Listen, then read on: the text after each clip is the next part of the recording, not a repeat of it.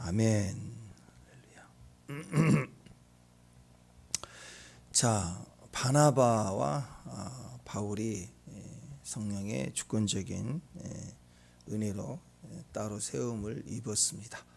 분리가 됐죠. 그것은 이렇게 갈등도 이제 있지만 또 그 갈등을 통해서 또 핍박을 통해서 의를 이루신 하나님이 또 이런 갈등을 통해서도 또 나중에 또 마가 문제로 갈라지고 하여튼 이 모든 문제들이 있지만 우리가 깨달아야 될 것은 이 사도행전을 볼 때 창세기를 기억해야 됩니다. 하나님의 세계관, 창조적 세계관, 절대 주권의 하나님 속에서 하나님이 질서를 세우고 그 질서 안에서 이렇게 모든 것들이 아름답게 운행을 하죠.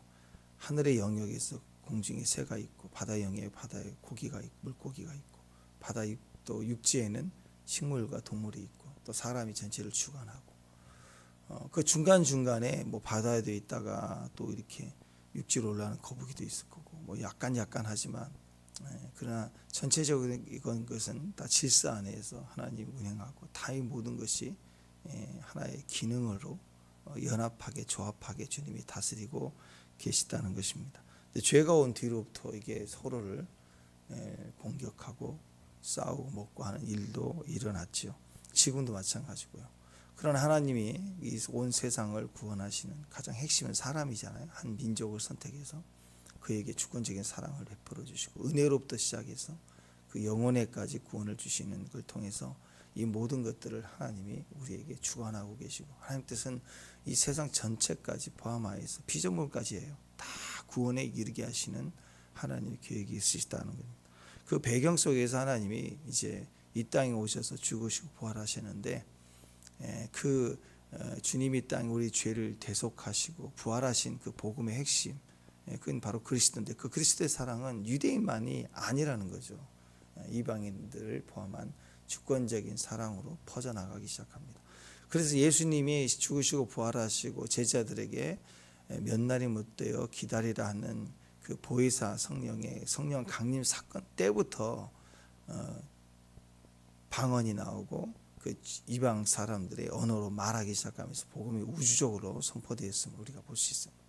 근데 그 제한을 끝까지 이겨나가지 못하는 걸 보죠. 그 갈등 속에서 이제 바나바와 바울이 갈라지고 뭐 싸우고 그런 개념이 아니라 이 모든 과정 속에 하나님은 계속해서 하나님은 이것을 운행하고 다스리고 계시다는 거예요. 모든 자를 쓰고 여기서 이제 바나바가 점점 사라진다고 하는 바나바가 잘못됐냐? 어떤 분은 바나바와 바울이 나중에 싸우고 그런 일로 인해서 그 바나바를 깎아내리고 막 주권도 모르고 막 건방지게 싸워서 이제 끝났다. 아니 절대 그렇게 해석하면 안 돼요. 하나님 주권적으로 하나님을 더 세워가고 새로운 기름 부음 영역으로 새롭게 그 일들을 써 나가는 부분이 있지만 우리는 다 각자의 그 역할이 있죠. 여러분 부모의 뜻은 뭐예요? 자녀가 나보다 더 잘 되는 거 아니에요? 그걸 또 기뻐해야 되는 거죠. 계속해서 흘러가요. 바울도 나중에 또 영적인 자녀들 교회를 향해서 더 큰 사랑을 베풀어 잘 되기를 더 바라잖아요. 그런 마음인 거예요. 어떤 우리는 부족함이 있고 인간이고 또 바울도 싸웠잖아요. 결국 또 자기를 멘토처럼 길러주고 세워주고 보호가 됐던 또 바나바를 또 싸우고 보면 다 똑같은 거예요. 인간은 다 싸우면서 커요. 생태계예요. 뭐 완전한 사람 있나요? 나중에는 그 마가의 일로 인해서 결국 또 사도 바울도 옛날을 추억할 때 말년에 와서는 보고 싶다고 부르지 않습니까? 우리가 점점 완성되어져 가고 우리는 다 몰라요. 주님만 믿는 거예요. 믿고 가는 거예요. 거기에 변화와 능력이 더해지는 거예요. 하나님은 계속해서 우리를 세워나가시는데 우리가 주의해야 될 것은 그거예요. 지금 주시는 주님의 은혜와 계시를 따라가는 것. 그게 너무 중요하다는 거예요. 저는 사도행전 보면서 안타까운 게 예수님이 수제자 베드로를 보십시오. 베드로를 통해서 시작됐고 천국 열쇠가 시작이 되고 또 사도행전의 시작도 베드로에 시작됐잖아요.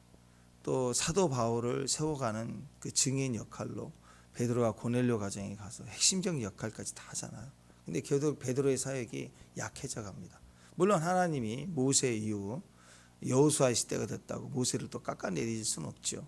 그러나 아직 베드로도 충분히 더 이방인 사역까지 사역 사명을 감당하고 사역할 수 있었지만 여전히 이 사도행전에서 증거되고 있는 핵심은 영적 주도권과 은혜가 지금 사울의 바울로 지금 옮겨져 가는 그런 시점입니다. 오늘 분리되고 나서 이제 사울이 단독 사역으로 본격적으로 시작하는 여정이 시작됩니다. 이 뜻은 이방인의 주권적인 사역이 드디어 터졌다라고 하는 거죠. 새 시대는 새술은 새 부대 그러잖아요.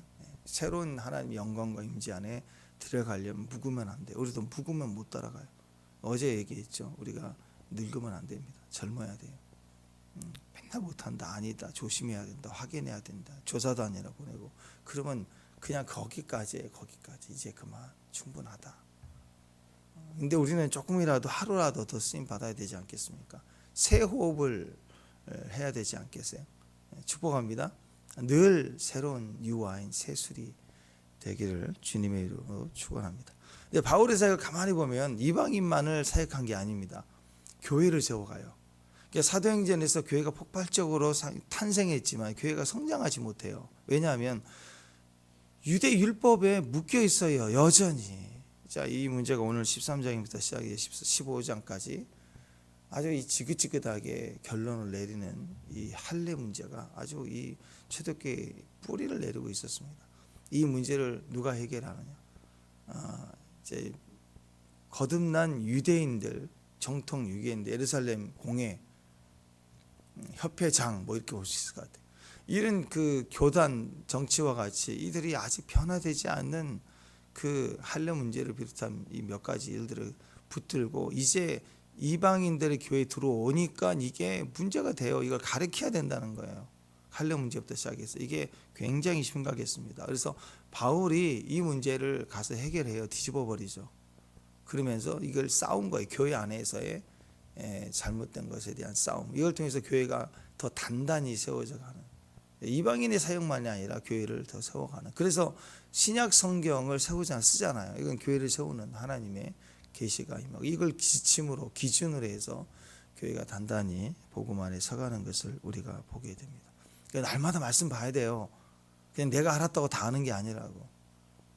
예수님의 은혜, 십자가의 사랑 이거 안다고 끝난 게 아니고 계속 새롭습니다. 아침마다 새로워요. 내년에 우리가 영적으로 더 깊어진 만큼 또 은혜가 또 달라져 보인다고요. 달라져야 되고요. 작년에 깨달은 거 우리도 똑같이 깨달으면 이 본문을 읽을 때 똑같은 해석이 나온다면 우리는 굉장히 심각해야 돼요. 심각해야 된다. 그래서 우리가 하나님께 신선한 성령의 호흡으로 이 은혜를 타고 들어갈 수 있기를 바랍니다. 이 오늘 말씀 보시면 자 14절 한번 읽어보시죠. 14절 15절 읽습니다. 시작. 그들은 버가모에 더 나아가 비시디 안디옥 이르러 회당에 들어가 앉으며 회당이 나오죠. 안식일에 회당이 나오고 그 다음 15절 율법과 선지자의 글을 읽은 후에 회당장들이 사람을 보내어 물어 형제들아 만일 백성을 보낼 말이 있고 말하라니 16절 바울이 일어나 손짓하며 말하되 이스라엘 사람 및 하나님을 경외하는 사람들아 들으라. 자 여기 보니까 자 신약에 들어서 생기는 교회의 모형은 그 성전이 사실은 아닙니다. 구약의 성전은 또 그 전에 성막과 성전은 제사를 드리는 거죠. 짐승의 제사를 드리기 위해서 만들어지고 거기는 또 정통적인 주님의 질서가 있죠. 또 혈통에 따라서 직분자가 있고 누구나 설 수 있고 섬길 수 있는 그런 것이 아닙니다. 근데 이제 이 디아스포라가 되고 나눠지고 그런 이제 이런 성전이 파괴되고 무너져가고 이렇게 흩어져 사는 시대가 되면서 회당이 생겨났어요. 유대인들은 10명만 모이면 회당이 생겼어요. 그러니까 이 디아스포라가 흩어져 있는 유대인들이 있는 곳은 거의 회당이 다 있어요. 다 있을 수밖에 없어요. 이들이 이제 성전의 기능을 회복하지 못하니까 그들이 일단 모이면 이렇게 율법을 읽고 말씀을 강론하고 하는 모양을 가졌다고. 이 모습이 가만히 보면 우리의 지금 교회의 모형입니다. 예배당의 모습을 그대로 갖고 있어요. 조금 우리 시골스럽게 얘기하면 마을 회관, 그런 개념이에요. 거기서 유대인들이 다 모였어요. 모여서 말씀을 읽고 또 강론도 하고 또 설교도 하고 그리고 회의도 하고 이런 기능들을 했다고. 이게 사실은 가만히 보면 교회 생활을 신앙생활을 잘 반영해 주는 모습이긴 합니다. 그러니까 예수님이 말씀을 전하실 때도 거리에서 이렇게 사람들이 알아서 하도 많이 오니까 이제 길거리에서 하지, 처음에 예수님 사회 가실 때는 회당에 들어갔어요. 똑같이 말씀을 읽고 이 말씀을 강론하고. 근데 사람들이 깜짝 놀라죠. 이를 권세 있는 말씀 들어본 적이 없다 하고 막 충격을 받고, 또 말씀한데 그대로 말씀이 역사에서 율법에서 하나님이 할 수 있는, 또 하나님에서 저주받았던 질병들이 막 고쳐지고 하나님 기적을 볼 때 사람들이 무너지게 되고, 그리고 주님 앞으로 모여들었죠. 또 사도 바울도 마찬가지예요. 말씀 전하는 사도행전을 지금 보시면 어디를 가냐, 제일 먼저 어느 지역을 가든 유대인들이 흩어져 있었기 때문에 이방인 지역에서 제일 먼저 길거리에서 버스킹한 게 아니라 뭐 했느냐, 회당을 찾아요.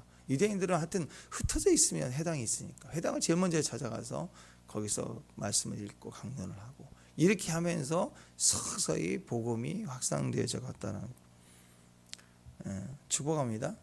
자, 그런 모습으로 우리가 볼 수 있는데, 이 회당은 그래서 제일 중요한 역할, 우리 현재 교회 역할과 비슷합니다. 예배가 있었고, 이제 짐승을 잡는 제사는 아니지만 말씀의 제사, 또 학교 역할을 가르쳤습니다. 배우고 말씀을 강론하고 설교를 하고 들었습니다.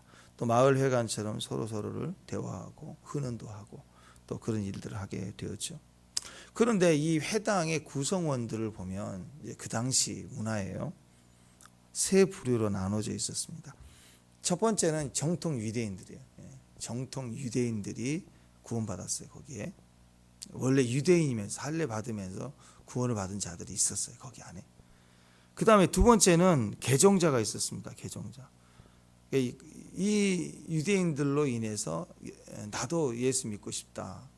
그래서 교회를 나오는 사람들이 있어요. 뭐 구약에서도 뭐 있잖아. 이방인들 가운데 구원받은 사람들, 정통 유대인들 때문에 뭐 룻도 있었고, 며느리 룻도 있었고, 또 라합도 그렇고, 이렇게 교회 유대교 안으로 들어온 사람, 이 사람 개종자라고 그랬는데 똑같아요. 교회 안에서도 정통 유대인이면서 구원받은 정통 유대인들이 있고, 교인이 있고, 그 다음에 이방인들 가운데 전도를 받고 또는 영향을 받아서 이렇게 들어온 개종자들, 이렇게 개종자들이 있었고, 세 번째는 하나님을 경외하는 자, 하나님을 두려워하는 자, 이렇게 불렀어요. 오늘 16절 말씀이 나오죠. 자, 16절 한 번만 더 봅니다. 시작. 바울이 일어나 손짓하며 말하되 이스라엘 사람들아 및 하나님을 경외하는 사람들아. 이스라엘 사람들은 정통 유대인들을 말합니다. 그리고 개종자들 가운데 있는 하나님을 경외하는 자들까지 포함했어요. 중간에 잘랐는데 똑같아요. 개종자, 이방인들. 약간 달라요. 정통 유대인은 어떻게 구분했냐? 이 세 부류를 구분하는 기준, 크게는 이제 이방인들과 이제 유대인들을 구분하는 기준이 할례였어요. 할례. 그러니까 교회 안에서도, 회당 안에서도 이 세 부류를 구분하는 게 바로 할례였습니다. 그래서 교회로 왔어요. 개종했어요. 그랬더니 교회 왔더니 전통 유대인 할례 받는, 난지 8일 만에 할례를 받은 사람들에게, 그 사람들이 있어요. 여기다. 그리고 개종자들 중에서도 하도 교회 왔더니 다 받으래. 그래서 죽을 각오를 해서 할례를 받은 사람들이 개종자들이. 그들 같은 그룹, 무리로 교회 안에 있어요. 그러니까 세 번째 그룹은 들어왔는데 할례를 안 받아. 할례를. 그래서 개종하고 예수를 믿게 됐지만 회당 안에서도 그걸 안 받아요. 할례를 받지 않는 무리들을. 근데 또 오지 말라고는 할 수 없잖아요. 그러니까 뭐라고 하냐, 이들을 하나님을 경외하는 자들아. 그러니까 우리가 그냥 상투적으로 그냥 불러주는 이름이 아니라 부르는 이름이 틀린 거예요. 너희들은. 근데 그 배경에는 할례 받지 않는 놈들아. 구원을 받았다고 하지만 할례 받지 않는 놈들아. 그래가지고 자리도 딱 제일 가운데 중앙에는 유대 정통 할례 받은 그룹들이 있고, 사이드에 평소에는 없어요. 모일 때 사이드에 보조 의자를 쫙 깔아서 오면 앉아요. 주변에 쫙 앉아요. 그 다음 누구들이에요? 하나님 경외하는 자들. 그래서 바울이 회당에 가서 말씀을 전할 때 모든 자의 중심에서 얘기를 하는 부분이 뭐냐, 이스라엘 사람들아, 그리고 사이드를 보면서 하나님을 경외하는 자들아, 이게 구분해서 불렀다고. 그러니까 혹시 밖에서 이제 온 지 얼마 안 되는 은혜 막 충만해서 막 교회에 온 사람들처럼 이런 분들이 중앙에 앉았다 그러면 눈치를 주고 나가라, 밖으로 와. 여기는 앉을 수 없다고, 나가라고. 나가기는 뭐하니까 사이드로 가라, 사이드. 그러니까 그 당시에도 인싸가 있고 아싸가 있어요. 요즘 말로 인싸는 안에 있는 거고, 교회 와도 아싸는, 아웃사이드는 자 뒤로 빠져라. 이런 게 있었다고. 이게 아주 그 속에는, 이렇게 이름을 따로 불렀던 것들은 그 내면 속에 뭐가 있어요? 할례 받다, 할례 받지 않았다. 계속 그 마음이죠. 할례도 받지 않는 놈들, 뭐 은혜를 받았다 같이 할례도 안 받네, 그것도 못하나, 막 이런 마음이 있었다라는. 뭐 할례가 정말 중요했던 거예요. 이게 아예 뿌리가 있는 거예요, 이걸. 그러니까 이분들이 교회 오면은 이제 무슨 생각이 들어서 할례를 받아야 된다, 할례를 받아야 되지 않겠냐, 이건 늘 강조했다고.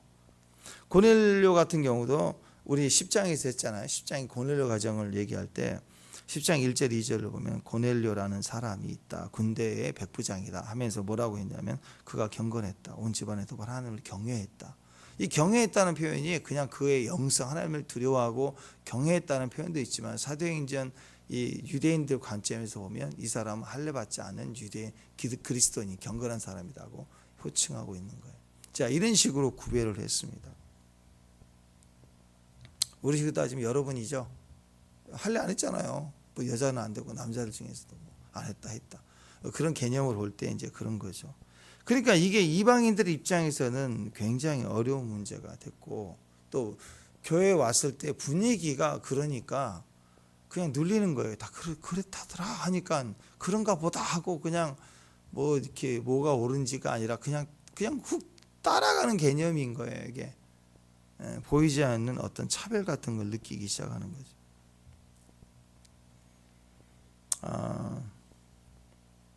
그리고 이 유대인들은 모일 때마다 이제 요즘처럼 다양하게 성경을 볼 수가 없기 때문에 이제 그 당시만 해도 구약 율법을 주로 봤잖아. 신약이 완성되기 전이잖아요.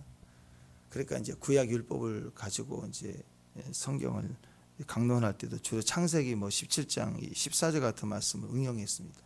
할례를 받지 아니하는 남자 곧 그 포피를 베지 아니하는 자는 백성 중에서 끊어지리니 그가 내 언약을 배반하였습니다. 막 이런 말씀들을 가끔씩 줘가지고 가운데 올 생각하지 마, 사이드에 있어, 이런 개념으로 계속 압박을 주어 갔다고요. 너 하나님 믿는 거니? 그게 이렇게 눌렀다는 거죠. 여러분 우리 교회도 약간 그런 면이 있을 수는 있겠죠. 우리 교회도 오늘날 교회 말고 우리 교회로 봅시다. 뭐 예를 들어서 뭐 큐티 안 하면 너 왜 큐티도 안 하니? 하도 강조하니. 너 또 새벽에 또 기도를 안 하니? 너는 또 방언 기도를 안 하니? 다 하는데, 하라고 그랬는데 너는 성결을 또 안 가니? 계속 강조할 거 아니에요, 그죠? 생각해보세요. 제가 강조 안 할 것 같아요? 강조할 것 같죠? 예. 근데 생각해 보세요. 가운데 앉아 있는데 큐티 안 하고, 큐티 했니? 막 가운데 앉았는데 그러면 가운데 앉기가 얼마나 부담스럽겠어요. 어떻게 기쁨교회 다니는데 큐티를 안 하니? 저 뒤쪽 벽쪽 사이드에 앉아라. 뭐 자, 이렇게까지 하진 않죠. 예. 차별이 아니라 강조예요. 오해하지 말고 들어야 돼요. 강조하는 거지 그거 안 하면 큰일 난다 뭐 그렇진 않죠. 그죠? 뭐 안 했다고 뭐라고 한 적 있나요 지금까지? 저는 하라고 얘기할 뿐이죠. 그렇죠? 근데 이제 우리 분위기 안에서도 그런 게 조심스럽게 압박이 올 수도 있잖아요. 너무 강조하다 보면. 근데 그런 개념이 아니라 요 초대교회는 호칭부터가 달랐다고요. 그러면 은근히 교회 왔더니 막 강요한다. 근데 사실 강요하기보다는 그렇게 상황이 되면 이렇게 뭔가 압박을 받지 않겠어요? 그럼 어떻게 해야 되죠? 어떻게? 차별법 발동할까요? 만들어가지고 목사님 큐티 강조 못하게 하고, 새벽 강조 못하게 하고, 주일성수 강조 못하게 하고, 방언기도 하는 거 강조 못하게 하고, 임재 강조 못하게 하고, 그다음 또 뭐예요? 성교 가는 거 강조 못하게 하고. 그럼 교회가 어떻게 될까요? 다 교회가 영으로 죽어버리고 가정이 죽어버리고 다 죽어요. 못하게 하면. 그럼 차별법 그렇게 가는 거예요. 압박받는 게 싫대. 뭐라고 하지 말래. 아니 자기 DNA가 수억 개의 DNA가 염색체가 여전히 남자다 여자다 XY다 X다 알려져 계속 존재하는데 그 기능만 바꿔가지고 나 말하지 말래. 말하면 큰일 난데 그렇게 바꿔놓고 어거지를 쓰고는 그거 말하는 교회 막 공격하고 벌금 물게 하겠다는 그 어거지를 쓰는 거잖아. 다 죽는 거예요. 나 죽고 너 죽고 다 죽자는 거예요. 그게 아니죠. 집단적인 정죄를 위해서 차별법을 한다. 그게 아니잖아요. 우리는 그리스도인이잖아요. 그리스도인. 예수 그리스도를 믿는 그리스도인이에요. 주일날 했잖아요. 우리 안에 능력이 심히 큰 것이 그리스도에 있는 사람들이라고. 그걸 믿는 사람들이라고 믿어요. 사방에 우겨싸임을 당하고 혼돈이 되고 이해가 되지 않고 답답하고 낙심하고 우리가 그렇게 거꾸로뜨림을 당할지라도 우리는 십자가 복음 안에서는 우리는 그 십자가만 바라보면 돼요. 우리의 것 어렵고 고난 답답함 하나님 안에 있는 것 이게 우리 안에서 동기화가 된다고. 여러분 핸드폰 딱 스마트폰 컴퓨터 연결 딱 하면 동기화하겠습니까? 예스 하는 순간 쫙 바뀌어버려요. 그냥 쫙 들어와요. 쫙 나가고 지워지고 싹 들어오고 세팅이 똑같아져. 예수님 찬양 합시다. 동기화 합시다. 찬양하면 동기화 되면 어떻게? 예수님 권세 내 권세. 그죠? 그분의 능력 내 능력 그분의 지혜 내 지혜 그분의 구원의 생명의 능력 우리에게 내 능력 내 생명 되는 거예요. 동기화가 되는 거예요. 십자가만 바라보면 거기서 동기화가 돼요. 다른 길이 없어요. 딴 데서 동기화가 될 수가 없어요. 그래서 우리는 십자가만 바라보는 사람들이라고. 그리스도인이라고. 근데 그 그리스도인인데 뭘 강조하고 있냐면 할례를 강조해. 할례 받았냐? 안 받았냐? 왜 거기 앉아있냐? 하고 은근히 정죄를 하는 거죠. 그래서 바울이 회당에 갔을 때 이걸 막 까부시는 것보다 내 혈교를 하는 게 아니라 그대로 인정을 하고 호칭을 불러주는 거 이스라엘 사람들아. 그러면서 사이드를 보면서 하나님을 경외하는 자들아.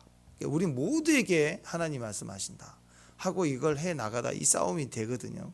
계속 나중에는 15장에 가면 15장에 가서 예루살렘에 공회에 가서 뒤집어 엎습니다. 그때도 15장에 오면 예루살렘에 갔더니 거기에 있는 바리새인 그리스도인들이야. 바리새인 출신의 이게 율법 정통 유대인 중에 골수 유대인이 예수를 믿은 사람들이 할례를 행해야 된다고 막 푯대를 세고 난리를 쳐요.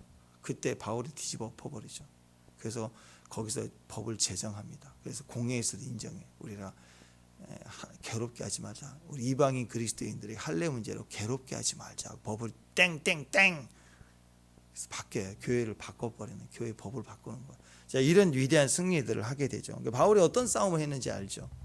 단순히 복음만 전도자로서 복음만 아니라 교회를 세우고 복음 안에 세우고 믿는 자들 속에 있는 불신, 믿는 자들 속에 있는 잘못된 전통을 막 깨부시면서 바르게 세워나가는 일들을 했다고. 축복합니다. 아멘. 네. 자, 그렇습니다. 교회가 우리는 그리스도인이기 때문에 십자가만 바라보면 믿음으로 바라보면 우리 어떤 장벽도 또 우리가 잘못 오해하고 있는 그런 게 있을 수 있잖아요. 생각들. 자, 그런 것들이 우리 안에서 고통, 저주, 죄악뿐만 아니라 오해들, 잘못된 신앙에 막 짐을 지어주는 것들 이런 것들이 우리를 통해서 동기화가 되니까 하늘의 자유함이 우리 안에 막 부어지게 되고 우리를 통해서 그런 영적인 동기화가 이루어지니까 복음대로 말씀대로 그대로 자유케 되고 풀어지는 주의 사역들이 일어나게 됐다라는 거. 이게 우리에게 필요해요. 여러분 이번에 사도행전 하시면서 동기화 생각하시 십자가 딱 바라보고 그냥 하나가 되는 거예요. 딱 동기화. 그러고 보니 우리 또 동기 생각이 나네. 동기화.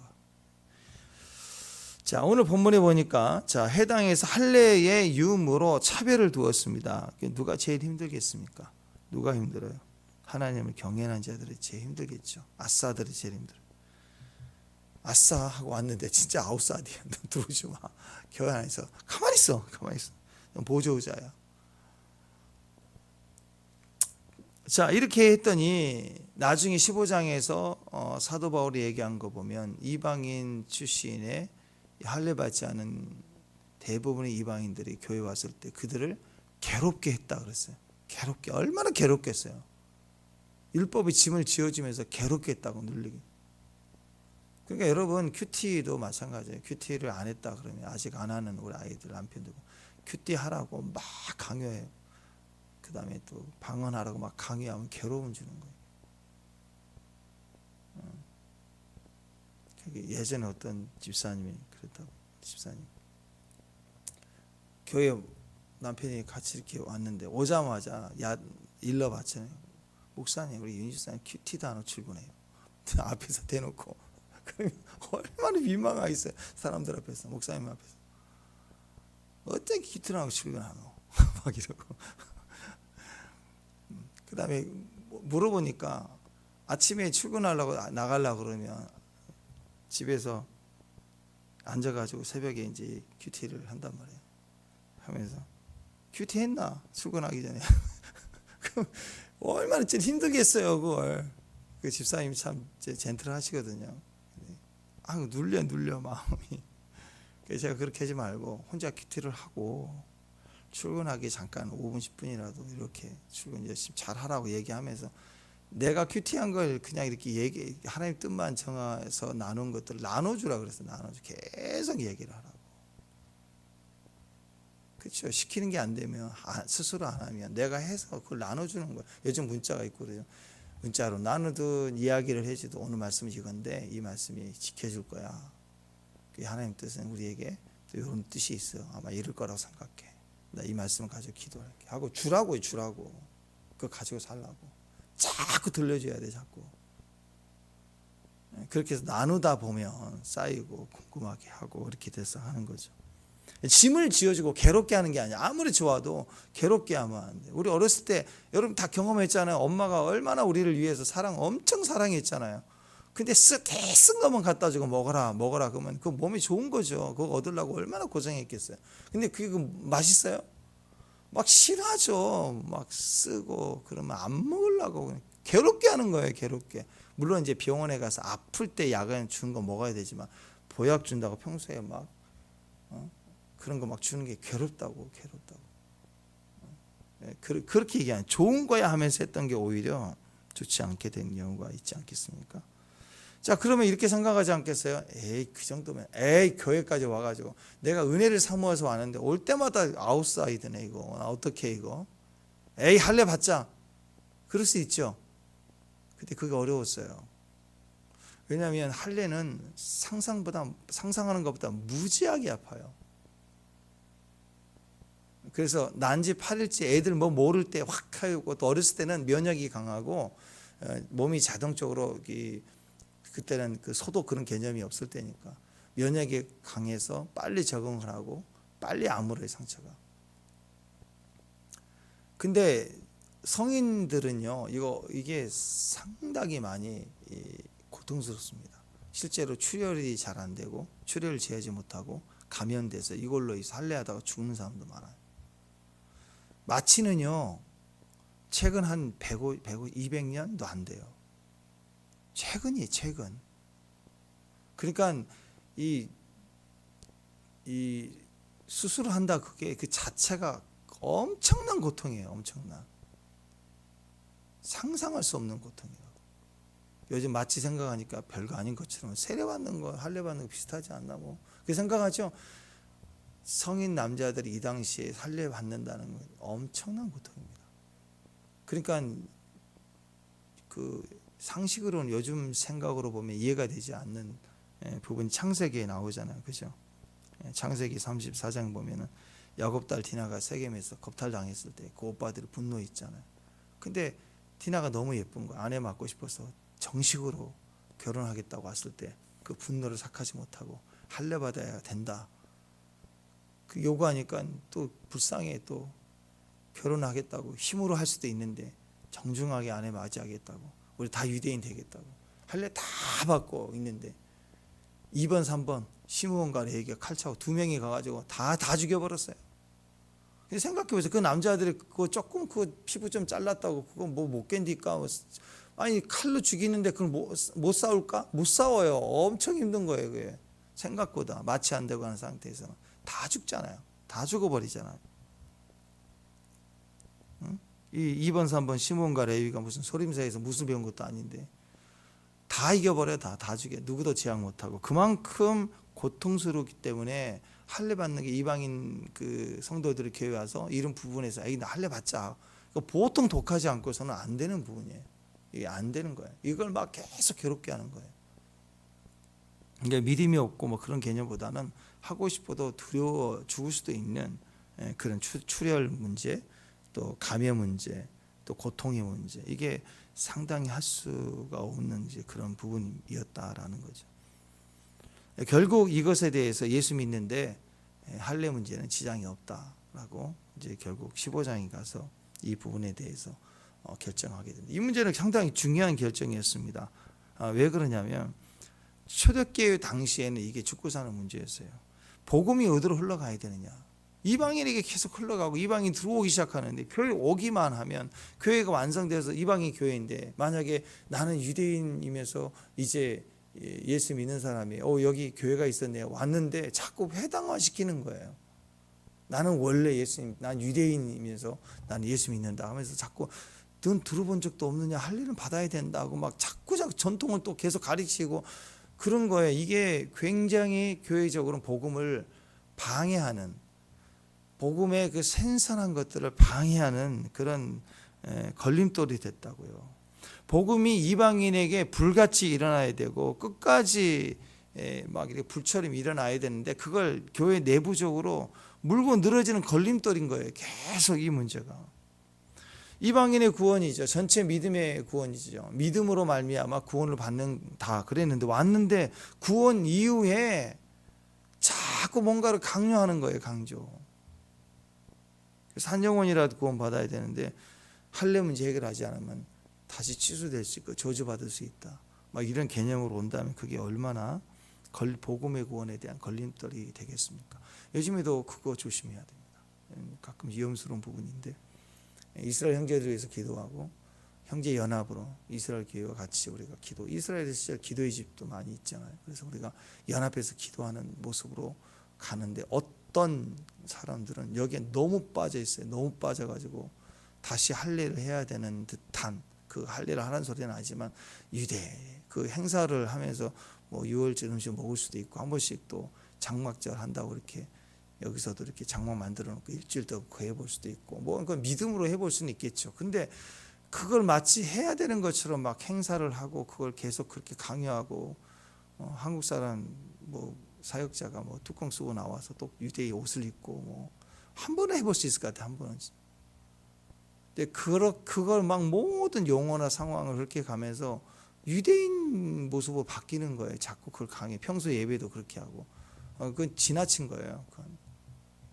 그럼 그런 교회에 오면은 이상할 거 아니에요. 이 기존 교회하고 다를 거 아니에요. 그러니까 우리가 그런 부분에 대해서 괴롭게 하면 안 돼. 진정한 하나님의 영적 자유, 성령 안에서 우리 영적 자유함으로 가야 됩니다. 그래서 진리를 만나게 하고 그 안에서 진리로 반드시 세워질 수 있는 문제. 차별을 이기는 건 진리입니다. 차별할 수 있도록 어떤 우리 안에 구별된 어떤 직분, 행위, 위치를 계속 결정하는 것보다는 그걸 통해서 줄 수 있는 영적 자유함들을 누리고 나눌 수 있어야 되겠죠. 진리를 경험하며 자유함으로 갈 때 교회가 세워지는 거, 신앙이 세워지고 모든 것들이 세워지는 거예요. 자, 그래서 그런 부분들이 우리 안에 있어야 되는 것입니다. 사도 바울이 이 두 싸움을 했던 것처럼 우리도 마찬가지입니다. 외부적으로 구원이 필요하고 도움이 필요한 자에게 가난한 자 없게 하라, 억울한 자 없게 하라 말씀의 영역 안에서 섬겨가야 되지만 동시에 내 안에 있는 내 신앙 가치관부터 시작해서 우리 교회 안에 신앙 가치관 속에서 우리는 성숙해서 더 본질을 향해서 자유케 가고 엉뚱하게 짐지우는 것들을 가볍게 하는 영적 싸움을 해가서 불신과의 싸움이죠. 잘못된 걸림돌, 내가 믿는 사람 속에 있는 불신의 영역들을 계속 새롭게 나가는 싸움들을 해 나가야 됩니다. 그런 것들을 우리가 기도하면서 영적 자유, 진리를 알지니 진리가 너희를 자유케 하리라.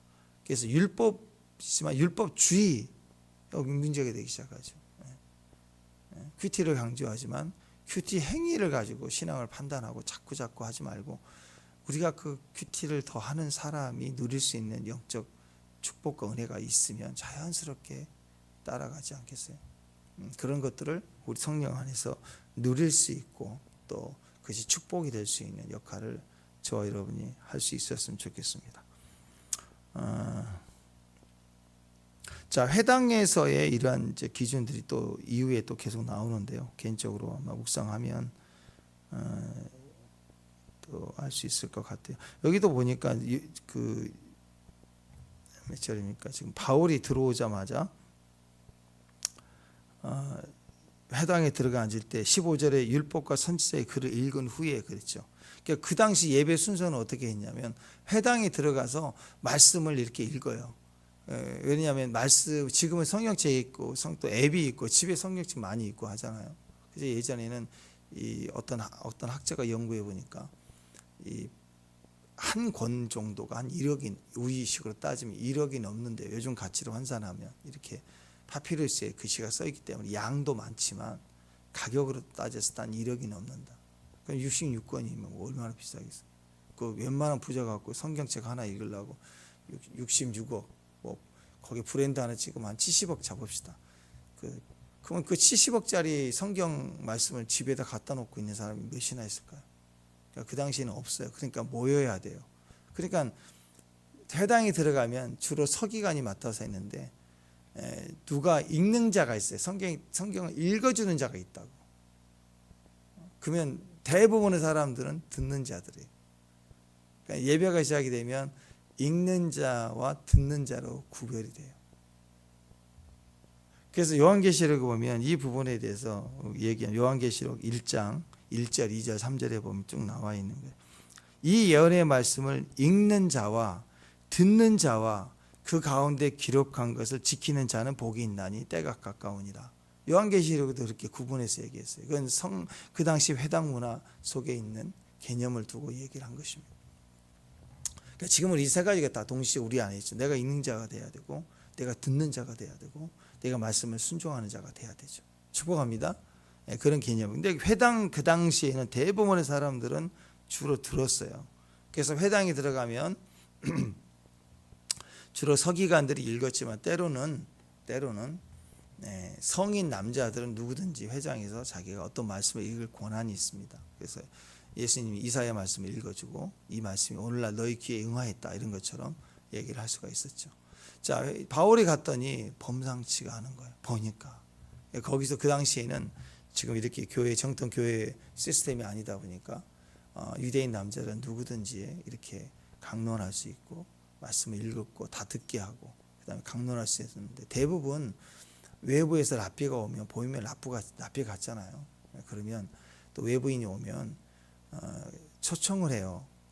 그래서 이렇게 말씀을 읽고 듣고 나면 거기 회당장이나 이렇게 좀 메인 사람들이 와서 우리에게 할 말 있으면 좀 나눠주세요. 말씀을 좀 나눠주세요. 라고 부탁을 합니다.